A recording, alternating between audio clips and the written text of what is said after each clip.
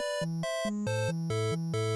emon nahi nezazen batez be dakitsuari, gonbidatziarren, ibilbide guzti honea itxik, eta zorionak, eta eskerrak ezagun nahi dute, da podi jartziarren. Euskaldun berriak berri noizan titulogian aritzera etorri gara ona, aritzera etorri gara baino aritzera etorri dira, pixkat lagundu ingot galderekin, baina eurek eukiko batez berbetarako tartia. Ezautze itxuraz kanpotik hor egon izan naizelako, eta eurek parte hartu izan darako mintegi honetan beste batzutan bai, eurek ez dakite ziur. Baina ez nituzke nahi neuk aurkeztia. Piskat, gure gilabakotze euren buru aurkezten, baina batez bezaitxi daren gaur hemen titulo honen pian edo. Bai, orduan, nahi dozuena, esti, peilo edota, nahi dozuena. Eta, bai, aurkeztu bizkate. Zeraitxi da norbera, edo zeraitxi zare zeu hemen gaur titulo honen pian edo. Bueno, ditu hostielako. Ompia jaso nuen esan bai, joango zelan ez, Eibarrera, bai, horraitik. Pentsatzen du, maien inguru honetan zelan hiztun berri terminoa agertzen da, pentsatzen dut arian horraitik izango dela, ezta? Ez dakit nahi duzun gehiago hori. Bueno, hiztun berri terminoa nik ez dakit gu hasi ginen erabiltzen Euskal Herrian, ala ez agian erabiltzen zen, ezta? Baina gu hasi ginenean gu ez ginen horren kontziente, eta egia esan da gu hasi ginen ingelese sortu zen termino batetik itzulpen hutsa egin genuelako. Kontua da, hasi ginela Europako hizkuntza gutxitu batzuetako ikerlariekin, hasi ginen baizketan eta kongresuetan eta honan, apur bat ikusten hori hiztun berri, hizkuntza gutxituetako apur bat hiztun natiboak ez zirenak, oso modu orokorrean esan da, horiek aztertzen hasi ginean, ezta? Eta testuinguru horretan, esan edut, nazioartean, eztabaida akademiko batzuetan, sortu zen termino hori new speaker, inglesez, eta, bazieran, egia da guk ez genuela erabiltzen. Ez da, irakizo 2016an guk argitaratu genuen hiztun berrien inguruko liburu bat, ezta? Baina hori baino lehenago liburu argitaratu aurretik ikerketa horren hasieran guk euskaldun berri erabiltzen genuen, ezta? Orain apurra lotzatu egiten gara, orain ez dugu erabiltzen euskaldun berri tamien. Baina, apurka-apurka, gure ikerketa horretan konturatu ginen euskaldun berri terminoak berak karga negatibo nahiko handia daukala, hiztun askoren ahotan, ezta?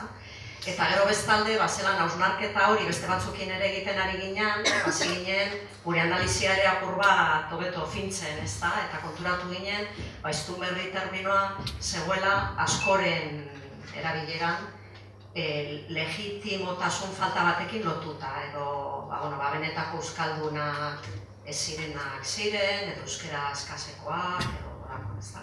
Eta horren zentzu horreta esan genuen, inglesez new speaker esaten badugu, euskeraz hiztun berri erabiliko dugu. Eta orduan, gure ikerketarako definitu genuen. Eta gure ikerketarako, gure helburuetarako, momentu horretan egiten ari ginen ikerketarako, hiztun berria definitu genituen familiatik kanpo euskera ikasi duten euskaldunak dira, ezta? Euskaldunak, gaitasun maila batekoak C1 maila dutenak. Eta holan hasi ginen erabiltzen, ezta? Orduan ez dakit horregaitik ditu didaten. Gustatzen dute itxuretze, itxuretze da tartian, ezain beste ikerketa eta ninditzu darako gai honen inguruan, eta peio zuk zer inozu. Iketak izeratik. Gai hori buruz ez dut inoiz ere pentsatu. Eta galdera etorri eta hasi naiz pentsatzen. Euskaldun berri naizelako izango da. Nik dakat esperientzia lagutik eta gero konzeptu hori nire baitan ez dut behin ere erabili. Euskaldun berri izanik ezaitik nire gustaturik, ez dut nire burua inoiz euskaldun berrikat. Ez dut nire euskaldun berri artean bizi nahi, ez dela euskaldun berriak dira inor hor euskaldun berrik ez da existitzen eta ez dut nun dago arazoa. ematen du, arazoa dagoela euskaldun berriekin, ez dakit, hasiko gara izketan, ez dakit dut dagoen arazoa euskaldun berriekin. Badaki kontzeptu zarra dela, asko aldatu dela, kontzeptuak biziak iratasunak ezela. Sortu egiten dira kontesto historiko kultura batean, gero aldatu egiten dira, eraldatu egiten dira, hil, eta segurazko, gaur egun ditugu fenomeno soziolinguistikoak ez dira oso ondo kabitzen orain dela 40 urtetan euskaldun berri termino erabiltzen zenean. Ni naiz, hori dela 50 konzeptu horretako, ez da gaur egun, nada realitate batzuko sartu diren nahi ez horretan. Nik bere zalantzak agertuko ditu, baina ez dakar garbi asko.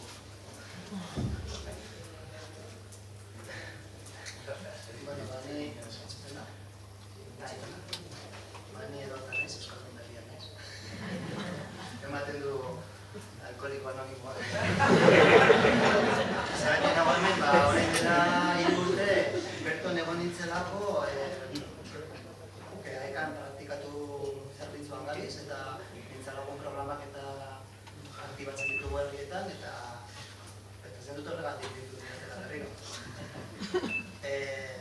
Zure moduan ere, nire inguruan, Ortuellan, danok gara euskaldun berriak, danok ikasi dugu euskaltegian, eta euskaldun zaharrak minoria etnikoa dira, Marina Baska eta Juanzol Basko. Orduan, hor gaudenok, ez dakit euskaldunak gara, ez dakit etiketa hori izango dugu beti, beste batzuek euskaldun zahar etiketa duten moduan. Ez dakit, euskaldun natiboak, jorkotzaren natiboak. Baina, bueno, inglés ez zaten da. Niretzat ez dauka ez konotazio txarrik ez hori. Da euskararen errealitatearen islaba. Gero eta gehiago dira beste modu batean, artifizialago batean, beste naturala bali bada, artifiziala da, eskola eta euskaltegia bitartez ikasi dutena, artifiziala dinok akotzen artean. Gero eta gehiago gara, eta gu gara euskararen errealitatearen isla. Ez dakit, hemen nago, baina egon ninteke perfectamente zuen artean. Zer nik uste dut hau danok konpartitzen duela, zutako askoarekin nago egun bizitzetan kontazioetan, eta uste dut Bai, pixkat etiketa hitza erabili da, pixkat hurrengo galderia isa hankaz gora jarri ez, baina ez dare etiketajiak guzti horren inguruan, ez tozkola bizi, ze pertzepzio, pixkat bigarren galderari duta ez, etiketaje horiek, egokixak, kaltegarrixak, baldin badare. Bueno, etiketak, gure gizartean, bai etiketak erabiltzen dira, ezta? Guk egin genuen ikerketa horretan, ikusi genuen etiketa ezberdinak erabiltzen direla. Eta, bueno, pertsona bakoitzak, hiztun bakoitzak, bere burua, bere ziztun motatakoa den apurrat adierazten duenean, bere hizkuntza identitatea aldarrikatzen duenean, esaten duenean, zein den, etiketa ezberdinak erabiltzen dituztela, ezta? Eta, bueno, funtsan erabiltzen direna, euskaldun berri, euskaldun zahar dira eta beste batzuk. Lehenengo eta bat, pertsona askok esaten dute, ni euskaldun zaharra naiz, ez da hori oso barneratuta daukagu gizartean, edo ni naiz euskaldun zaharra, ez da hori da, apur bat abiapuntu tradizionala, ez da, euskaldun zaharra naiz, edo naiz. Beste pertsona batzuk esaten dute, ni euskaldun berria naiz. Eta askoren, nik esango nuke, gehiengoak lotzen dutela etiketa hori, euskaldun berri etiketa horrekin, apur bat euskaldun ez oso, edo falta zaidanaren diskurtsoa erabiltzen dut, ez da, nik oraindik ez dut amaitu ikasten, oraindik falta zait, ez daukat kaleko euskara informala, ez daukat hau, ez daukat beste. Hau da, zentzu negatiboa ikusten da, legitimidade falta adierazten da. Ez da danon kasua, hemen bezala, ikusi dugun bezala, ez da, persona batzuk euskaldun berri identitatea aldarrikatzen dute, baina modu positiboa, narro, Eta hori ere egia da, guk ere aurkitu dugu, baina ez dira gehienak. Batzuk esatu tebitu nik, apur bat, goratzen ez pertsona batek esan zigula, hori da domina bat bezala, hori da nik irabazi dudan zerbait. Nik alegin handi egin dut eta harro nago. Nien naiz zuen moduko dana eginda eta errez izan duen Euskaldun sarroietako bat, ez. Ni Euskaldun berrien ez, beste arro sentitzeko zera, baina holakoak nik esango nuke gutxiago direla, oroa. Eta gero, badago beste etiketa batzuk, apur bat, nien naiz Euskalduna esan behar dutenen artean, ez da, edo ikusten dutenak edo sentitzen dutenak ezin dutela aldarrekatu Euskaldun zar identitate hori, horien artean badaude apur bat hiztun legitimoak direla aldarrekatzeko beste etiketa batzuk erabiltzen dira, ez da? Eta hor, erabiltzen dira Euskalduna, ni Euskalduna naiz, ni Euskalduna naiz eta kito, ni Euskaldun berri zaharra naiz. Horako etiketak ere gero eta gehiago ikusten dira, gero eta gehiago erabiltzen ditugu gizartean, ez da? Eta hor, nik uste dut badagoela zelan bai alegin bat legitimotasuna emoteko norberari, ez da?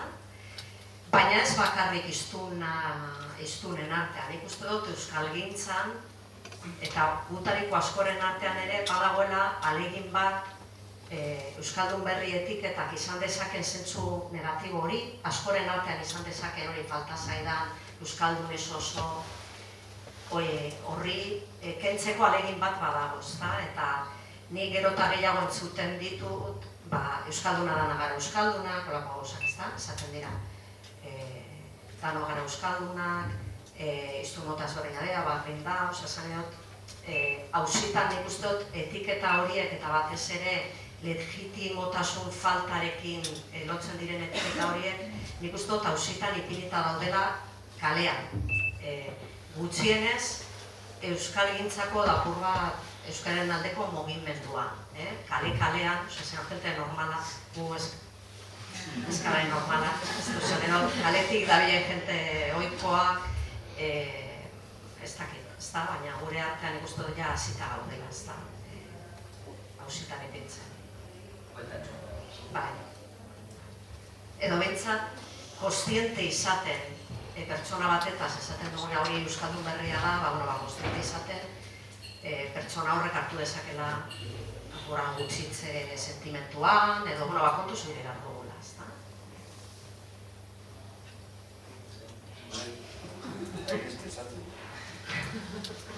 Aztakari esan dut, baitak gato sorpentsatuta.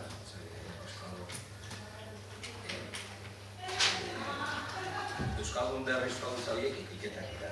Etiketak guk erabiltzen ditugu komunikatzeko ezinbestean. Beti erabiltzen dira etiketak. Bestela ezin izan dut komunikatu du.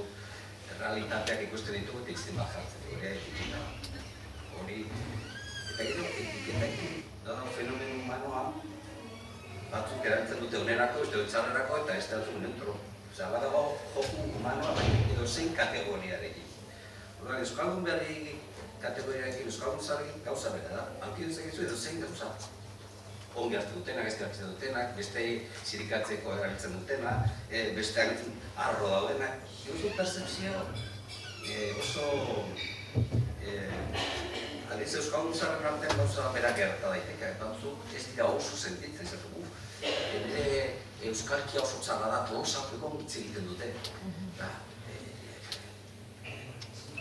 Bai, diku dut, percepzio horiek egon, hori da, bizitza sozialaren dinamika bera. Oai, hortik esatera arazoa dagoela etiketa horiekin. Nik ez dut ikusten sozialki arazoa dagoen.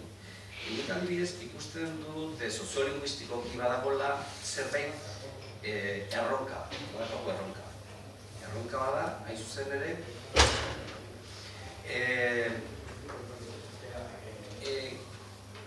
elkarrizketa batean, kide batek hitz egiteko, euskaz egiteko gaitasuna ona duenean.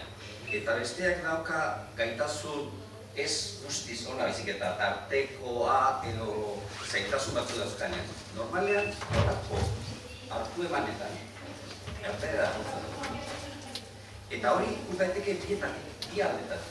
bi aldetatik, ez euskaldun berri edo euskaldun zaharrek, bi aldetatik egiten dugu imaginario kolektibo bat, holakotan euskaraz egitea oso zaila da, pasa gaitezen erdera. Eta horren barruan gero alde bakoitzak justifikatuko bere percepzioa modu diferentetan.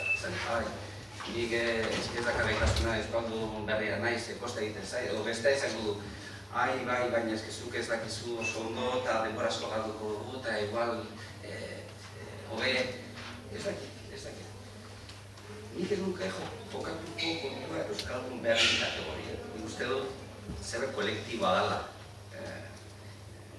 Euskaldunon arteko harremanen arazo soziolinguistiko bat. Alegia, islaritako edo solaskeron batek zailtasun pixka bat daukanean, iaia automatikoki 10-8 egiten du erdera pasa. Eta orduan, baina nik ez nuke bereziki lotuko euskaldun berri kategoriarekin. Gehiago, hartu emana, nahi baduzu, kategoriak erabiltzearen, euskaldun zaharra eta euskaldun berrien arteko hortan. Baina harremana ez kategoria bakarrean, bien kontua den dela esan dut. Hazian esan dut ez dakitzen. Eki dugu berezpektatu bat. Ez, oso hartu ni erabatatu nago zurekin. Bueno, aitortu bat dizuet, Zepetz niretzat da gari batean, jo da moduan, bera, peio tarte batean, zen nire jedai, horrendela 20 urte, ABEK eta unibertsitatearen arteko diploma bat sortu zen, zuzendu zenuen, sortu behar nuen lan bat. Euskal ikasleak Euskal hartzeko saiakera, mintzalagun programa. Horrendela 21 urte, eta berak zuzendu zuen. Eta da, Obi-Wan Kenobi. Honetan, esan behar dut, ados nagoen azkenean euskara harremana da. Hizkuntza da, bai, hizkuntza da. Nitza da harremana da. Eta, segun eta nola posizionatzen zaren harreman horrekiko, bueno, ez dakit, egiten baduzu, bueno, bai euskalduna zara. Nik lehen aipatzen, jo, eske euskaldun osoa, bueno, bete de zirkuito osoa, jazta, iztun kompetentea, niri lagun batek esatzen ben, nik euskaldun berri jatortua naiz. Jatortua, irakurri duzu txandetz? Euskal filologa, jatortua, hostia, segundo. Gu ari gara etiketa jartzen, behin eta berriz. Eta oso ondo da, horako horretan, horretaz egitea. Gero, agera joaten garenean, lagunekin, lagunekin batzen izan ez dut errezen. Ondo egiten du, bai, zupere egitzen, jarri.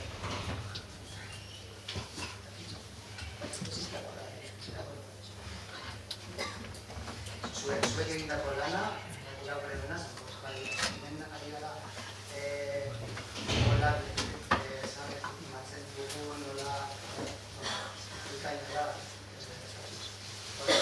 baina ulertu behar duzune bai, batzuk nik ez du jantik. Baina nire esperientzia jantik. Askotan gogorarazten didate.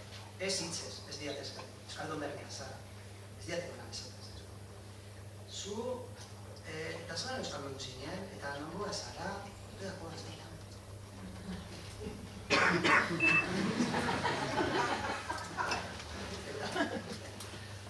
Ja, ez nabaritzen da. Asentua ez da, hausia da. Normala da.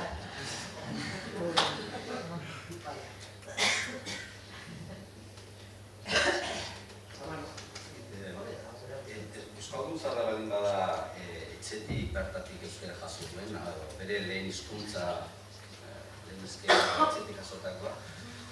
Emazte bio gara, bi euskaldun berri, euskaldun zahar bat sortu duguna.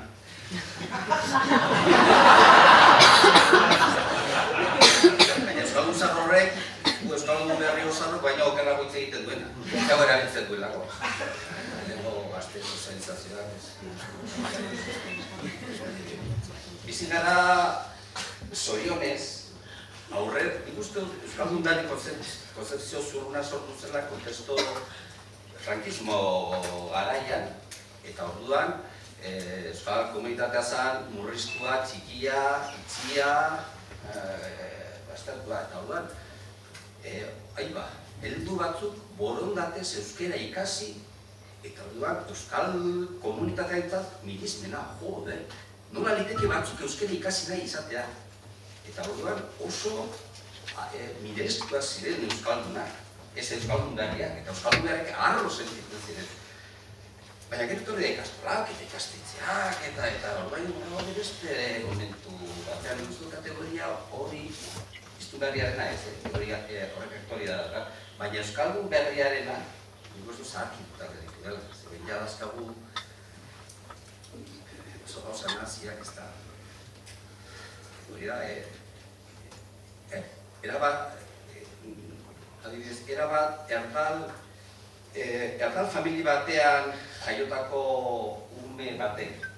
Gainera kalean, bere sozializazio ere mutan dana erderaz egiten duena. Baina eskolan, aurre hezkuntzatik euskera ikasi duena, hori euskaldun zarra da. Euskal, berdin da. Alegia, bera txikitatik ikasi du, baina ez etxetik. Hori euskaldun zarra da, euskaldun berria da. Azkenean euskara normalizateko da, gehienok, hamarretik sortzi euskaldun berri izango gara, edo iztun berri. Orduan, ez dakit.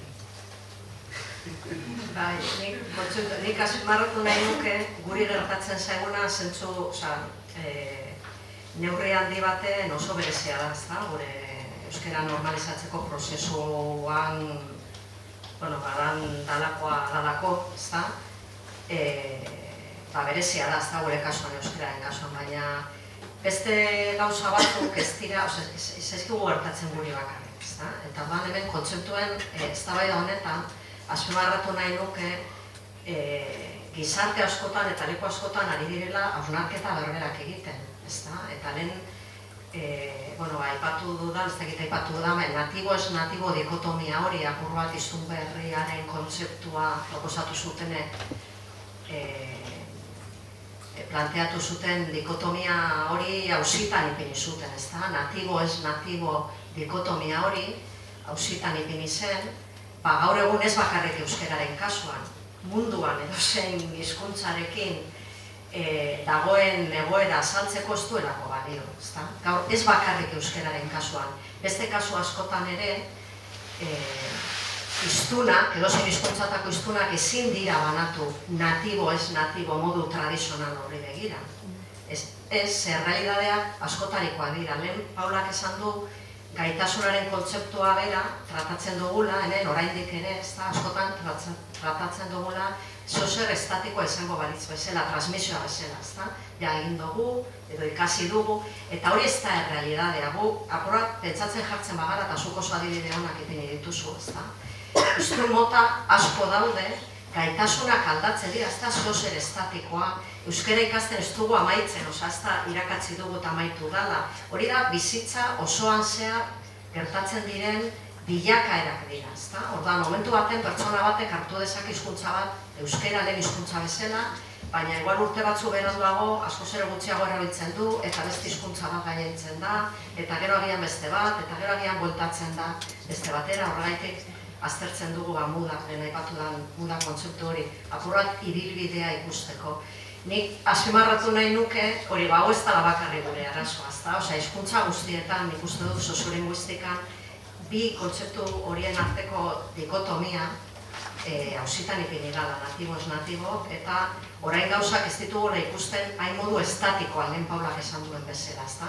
Dena da prozesua aldaketa, eta gurean ere gauza bera gertatzen da, gure berezitasunekin, baina ez da hain ezberdina beste leku batzutan gertatzen denetik. Ez askotan, joera izaten dugu pentsatzu bat, euskara dana da ezberdina gure da, bai, gauza batzuk ezberdina dira, baina hain ezberdina ere ez beste egoera batzutatik. Orduan, Orduan tituluari begiratuta, hiztun berri sartuko garenuan, hiztun berri noiz arte, berdin erantzun esan duen.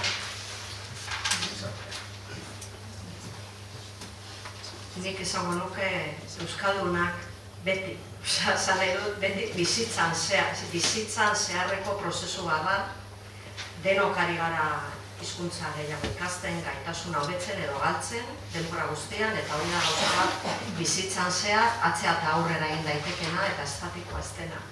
Orduan, hiztun berria noiz arte, ez euskalduna da, eta jazta. Eta euskaldunak mota asko daude, egoera asko eta bilakera mota ezberdinak, ez da? Eta pertsonak ere momentu ezberdinetan egongo gara gure bizitzan zehar. Baina galdera ere, nik ez galdera egin duzulako, parkatu, nik uste dut ez dara pertinente hiztun berri noiz arte, euskaldun berri noiz arte. Ez hori pertsona bakoitzak sentituko du, baina ez dago momentu jakin bat, argi da, eta are gutxiago denontzat. Eta galera ez da importantea, nik uste. Nik uste dut importantea dela, euskalduna garela, euskara erabiltzen nahi dugula, eta prozesu horretan aurrera egiten saiatzen garela. Kontua errezago, fenomeno dinamiko denez, errezagoa da erabilera edo hizkuntza erabiltzeko gaitasunen terminotan hitz egitea hori aldatzen delako. Baina euskaldun berri edo zarra oso estatikoa demagu, zein dugu jaiotzez, euskeraz, familian euskeraz ikasi duena eta bar, baina urtetan erabilez duena oso kamustua duena eta erderaz asko oso errezago hitz egiten denean, kenduko dugu, euskaldun zabarren ditua. Erabileren arabera eta gaindu zera bai. Zera, euskaldun zabarra egiteko.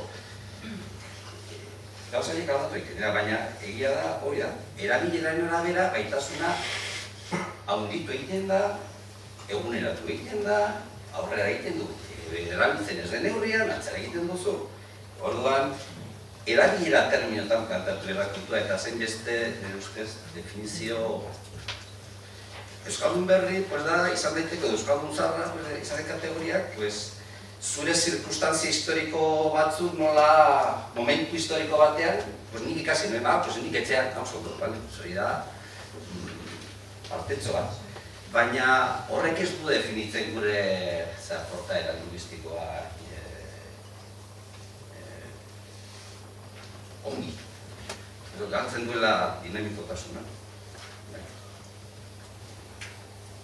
Pixkat igual hasieran, itxatu dozun hortatik, etiketaje guzti horietan, euskalgintzat behintzat bide bat egin da lehen garai baten eukial zeban karra hori, leku batzutan ondio beukiko da bena, igual euskaldun berri batek eukial ditxuan zaitxasunak etiketaje hori gainean soinean dakalako, baina desera ikitze bat, edo nolabait horren inguruan egin da, itxen gabiz, eta bide hori zaitxasun hori balin badare ben, egingo doguz. Denboria justu bebai, da bain pixkat, hartu emanetan hasi ginean, da titulo honen pian erobe zeuan pixkat bueltia motezetzan galderia, bukaera korutz funda, balixo badau, noiz hasten da pertsona bat alderantziz, ez? Euskaldun berria kontsideratzen.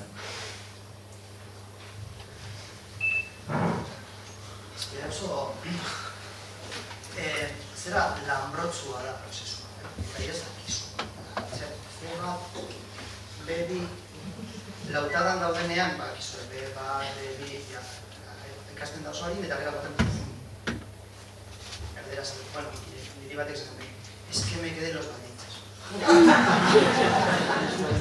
Eta hor bai, hor edikatu da, hor sartu behar dira praktika.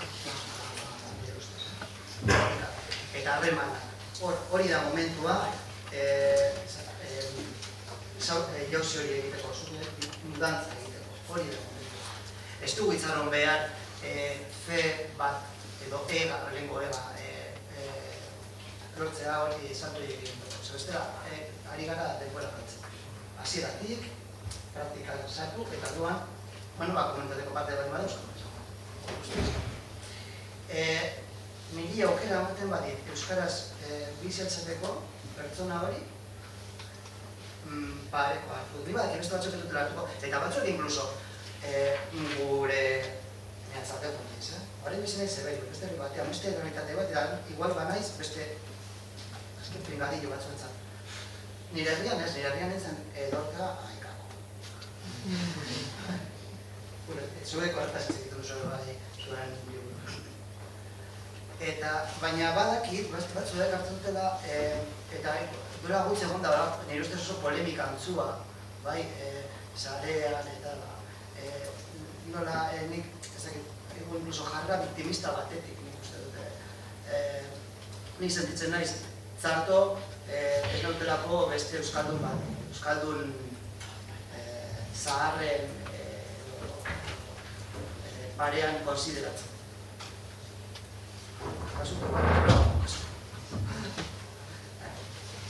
Inork ez gaitu baztertzen. Eta baztertuta sentitzen dena, igual da, sartzen ari naiz, igual da, ez duelako landu hori guzti hori, eta hori landu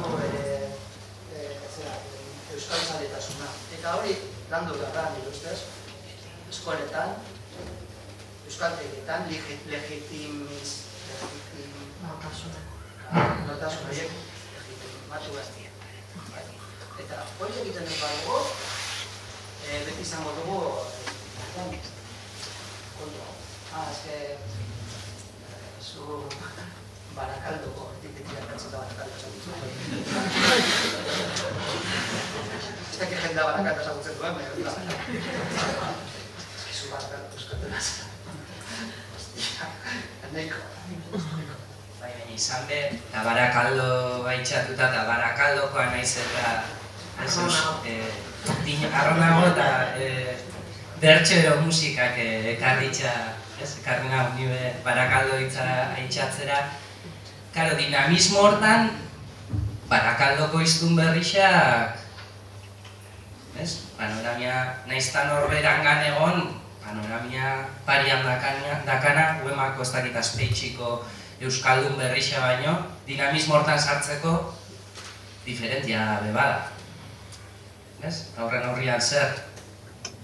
Lado de bigauz, betzat nik pairatu ditudanak eta nire buruan egiztudanak. Bata da, Barakaldokoa, eta bestea, Barakaldokoa, zelako meritua. Ostia! Eta, klaro, azkenean, bueno, eta hori Barakaldoko batik, pentsatu ondargon euskaldun zen lagun horretza zen, bueno, ondargon, eske errezagoa da ondargon edo Bermion, errezagoa da, ze, klaro, horre aukerakoa daude. Ja, zoaz euskaltegira, ikasi euskaltegian euskara eta gero saiatu salto egiten.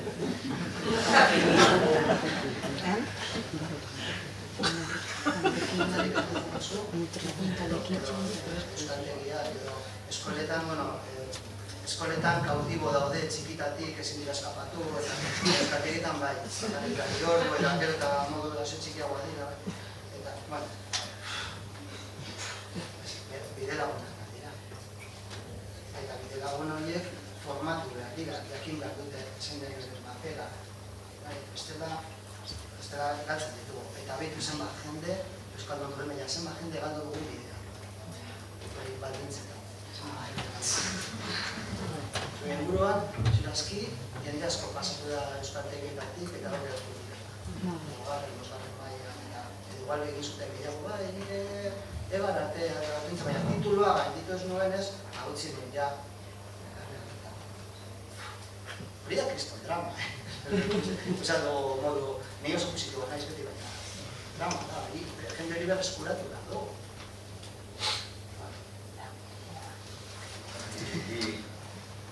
Nik euskaldun berri kategoria hori emango nioke definizio funtzionala. Erabilearen baitan. Nenetako zein da euskaldun berri bat, esan da euskeraz egin nahi duen persona baten ikuspegitik. Ni euskaraz egin nahi du.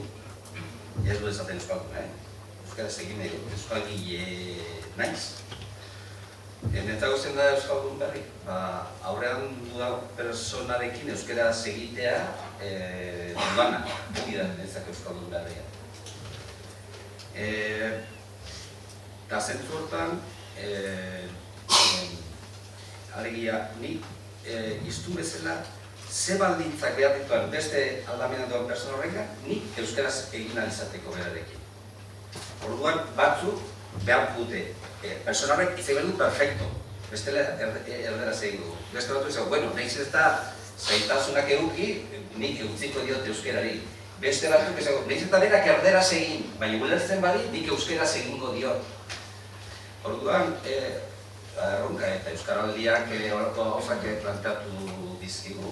Pertsona batek ulermena hona daka, baina mintzamena eskasa. Kosta egiten zaio, baina ulertzen du eta horrek aukera ematen digu guri euskaraz egiteko. Hori euskaldun berrentzat hartuko dugu, berdin da, euskaraz egin dezaket. Normalean, olako egoerak, gure solaskideak ez bat du ondo, hau ikuteteke bi ikuspetatik. Euskaraz egin nahi duen horren indotik, solaskidearen ikusten badio zailtasunen bat, ja ez du euskaraz egiteko solaskidetzat hartzen. Eta alderantziz, beste persona batzuk zailtasunak baldin badauzkate, lotza soziala ematen die, besteen aurrean esan, niri euskaraz egin zi ulertu dudalako eta kostatzen zait, eta orduan nahiago dut erderaz. Orduan, ikuseteke fenomeno bera, fenomeno zer da, erderaz egiten dugula, hoi da. Ikuseteke bietatik, eta orduan, bietatik egin behar da hurbiltze bat, hurbiltze masibo bat, ze soziolingüistikoki aurrera begira eta normalizazioan aurrera egingo baldin badugu eta jende poblazio gehienak edo danak euskaraldea hurbilduko badira, jende gehienak izan egingo dugu erderaz desente hobeto euskaraz baino. Zailtasunak izango dituzte gehienek euskaraz egiteko normaltasunean. Orduan, horrelako egoera soziolingüistikoa joera nagusia baldin bada erderaz egiteko, orduan, etorkizuna ez da txukuna. Beraz, uste dute hurbiltze horiek erabilera terminoetan planteatuta, interesgarrego dela, termino identitarioetan edo hizkuntza historiaren araberakoa baino. Zentzu horretan, hori da, euskaldun berria ez da ja ongi hitz egiten duena, ez tarteko egoerak baliogarriak izan daitezke erabilera bultzatzeko eta optimizatu edo hobetu behar ditu. Bueno, denboria badoia, nik pixkat azken esaldi horieri optimizatziari begirako hortatik, ez nire guztiz adoz. Potentzialidade hortatik ikusi behar dugula, ez? Eta erabilera terminoetan, identidade erabili dugu zen horiek apurtuta, nolabait, eta nik hau esan da, zehose agurtzeko, zehose esan nahi badozue, eskerrak asko. Eskerrak zure.